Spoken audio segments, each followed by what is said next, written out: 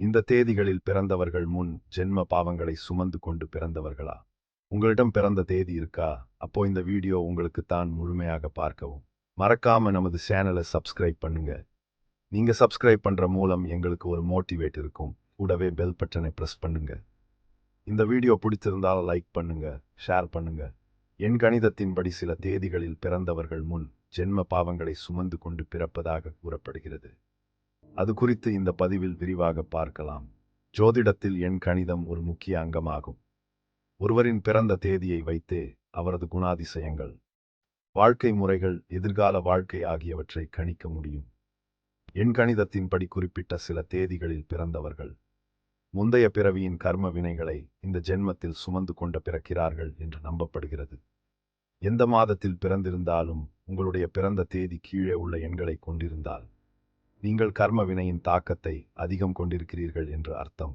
13ஆம் தேதி பிறந்தவர்கள் முந்தைய பிறவியில் சோம்பேறித்தனம், கடமைகளிலிருந்து நழுவுதல் மற்றும் தனது சுயலாபத்திற்காக பிறரைக்காக பயன்படுத்துதல் போன்ற தவறுகளை செய்திருப்பீர்கள். இந்த தவறுகளுக்கு இந்த ஜென்மத்தில் கடினமான உழைத்தாலும் அதற்கான பலன்களோ அங்கீகாரமோ கிடைக்காது. எடுக்கும் காரியங்கள் அனைத்திலும் தடைகள், ஏமாற்றங்கள் ஏற்படும். ஒரு வேலையை செய்து முடிக்க மற்றவர்களை விட 2 மடங்கு உழைக்க வேண்டியிருக்கும். இதற்கான பரிகாரம் சோம்பேறித்தனத்தை கைவிட்டு குறுக்கு வழிகளை தேடாமல் நேர்மையான கடுமையான உழைப்பை மட்டுமே நம்ப வேண்டும். 14ஆம் தேதியில் பிறந்தவர்கள் முந்தைய பிறவியில் தனக்கு கிடைத்த சுதந்திரத்தை தவறாக பயன்படுத்துதல், பிறரின் சுதந்திரத்தை பறித்தல், வாழ்க்கையை பற்றிய புரிதல் இல்லாமல் தேவையில்லாதவற்றிற்கு அடிமையாகுதல் அல்லது இன்பங்களில் அளவு அதிகமாக மூழ்கியிருத்தல் போன்ற தவறுகளை செய்திருப்பார்கள். இவர்களுக்கு இந்த ஜென்மத்தில் வாழ்க்கையில் திடீர் மாற்றங்களும் எதிர்பாராத இழப்புகளும் ஏற்படும். ஏமாற்றங்கள், சூதாட்டம், போதைப் பொருட்களுக்கு அடிமையாதல் போன்ற சோதனைகளும் வரக்கூடும். வாழ்க்கையில் ஒழுக்கத்தையும் சுய கட்டுப்பாட்டையும் கடைபிடிக்க வேண்டும். மற்றவர்களை ஏமாற்றக்கூடாது.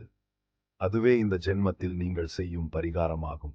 16ஆம் தேதியில் பிறந்தவர்கள் கடந்த ஜென்மத்தில் கடுமையான அகந்தை, பிறர்களுடைய உணர்வுகளை மதிக்காமல் இருத்தல், காதல் அல்லது உறவுகளில் துரோகம் செய்தல் போன்ற தவறுகளை செய்திருக்கலாம்.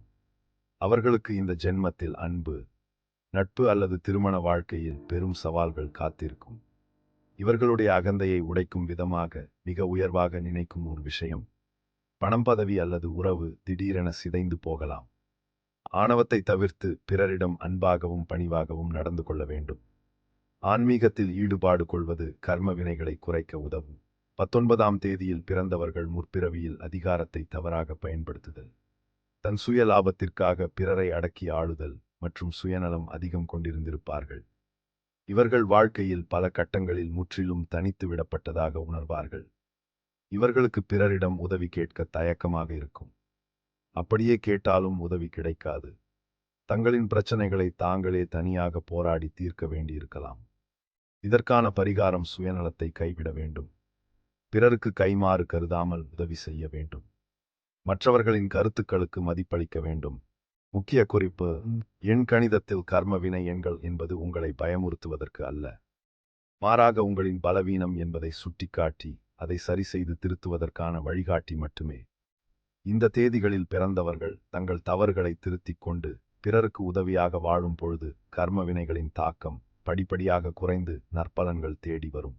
பொறுப்பு துருப்பு: இந்த கட்டுரையில் குறிப்பிடப்பட்டுள்ள தகவல்கள் அனைத்தும் ஜோதிட கருத்துக்கள், மதநூல்கள், பஞ்சாங்கம் ஆகியவற்றை அடிப்படையாக கொண்டவை. தகவல்களை வழங்குவது மட்டுமே எங்கள் நோக்கம். இதன் துல்லியம், நம்பகத்தன்மை மற்றும் விளைவுகளுக்கு நமது சேனல் எந்த வகையிலும் பொறுப்பேற்காது.